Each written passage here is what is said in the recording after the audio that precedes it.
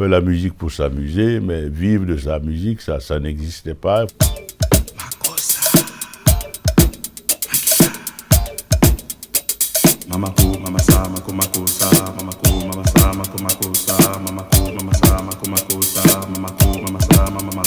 Quand on est jeune, le temps est trop long.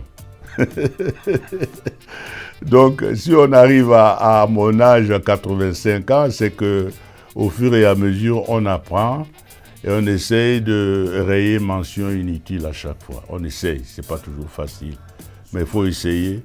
Surtout avoir la curiosité et il ne faut pas baisser les bras. Le moment fort, c'est la décision de faire la carrière. C'est le moment le plus fort.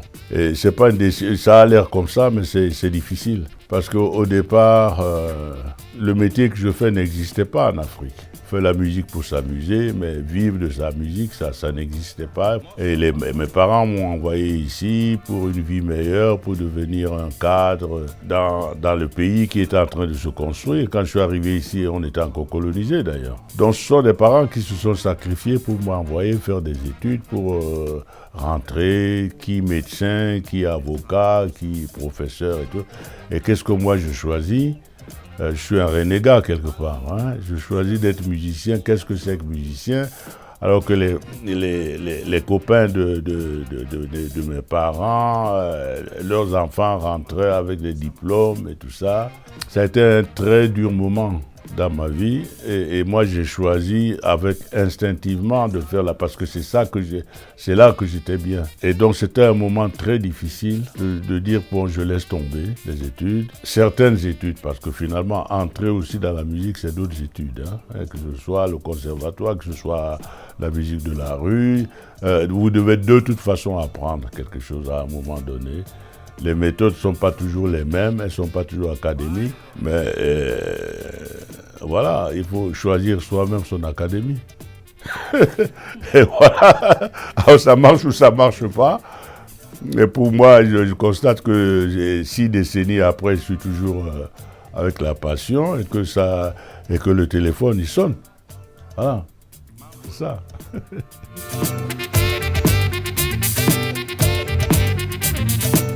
C'est ce qui me fait peur souvent, c'est que les gens s'emparent d'un sujet et puis dans un an on va oublier. Là concrètement, il y a quand même des signes.